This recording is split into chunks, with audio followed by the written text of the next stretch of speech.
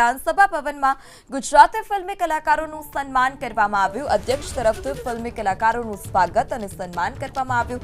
હિતુ કનોડિયા, મોના થીબા, સિદ્ધાર્થ રાંદેરિયા ઉપસ્થિત રહ્યા હતા। મલ્હાર ઠાકર, મોનલ ગજ્જર, હિતેન કુમાર પણ ઉપસ્થિત રહ્યા। 15થી વધારે કલાકારોએ વિધાનસભા ગૃહની કાર્યવાહી નિહાળી હતી। કલાકારોના સ્વાગત સન્માનના વિવાદનો હવે અંત લાવવાનો સકારાત્મક પ્રયાસ। અલગ અલગ વિસ્તારોથી કલાકારોને બોલાવવામાં આવ્યા હતા। કલાકારોને સ્વાગત માટે અલગ કાર્યક્રમ પણ રાખવામાં આવ્યો।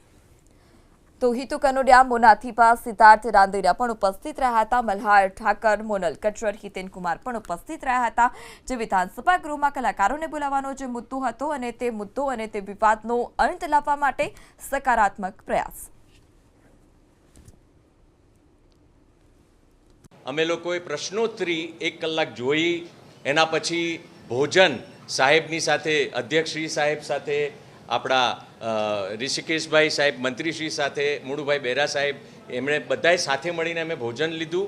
અમારા બધાનું ખૂબ સુંદર રીતે સ્વાગત કરવામાં આવ્યું છે, જેમાં અમને શાલ ઓઢાડી, અમને પ્રતીકો આપ્યા, એટલે ખૂબ ખૂબ આભાર માનીએ છીએ।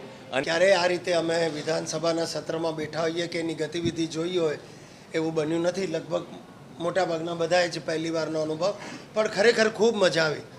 અને શા માટે આપણે આપણા રાજ્યને ડબલ એન્જિન સરકાર કહીએ છીએ એનો અમને પ્રત્યક્ષ અનુભવ પણ થયો। જે રીતે અમને રાજકારણને જુદા દ્રષ્ટિકોણથી જોવાનો મોકો આપ્યો।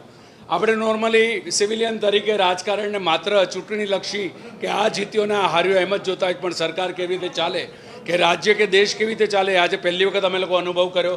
અને આ અનુભવ અમારી જિંદગીમાં તો મને તો પહેલી વખત થયો છે। અને થેન્ક યુ વેરી મચ અમને આમંત્રિત કરવા બદલ અને કલાકાર કલા જગતને આટલું સન્માન આપવા બદલ ખૂબ ખૂબ આભાર। વાંક સરકારનો નથી કે વાંક વિક્રમનો પણ નથી। આટલા બધા કલાકારોને એક સાથે આમંત્રિત કરવા એ શક્ય જ નહોતું, એટલે થોડા દિવસોના અંતરે એ નક્કી થયું હતું, પણ એ કમ્યુનિકેટ નહોતું થયું। એ કારણસર આ ગેરસમજણ થઈ હતી।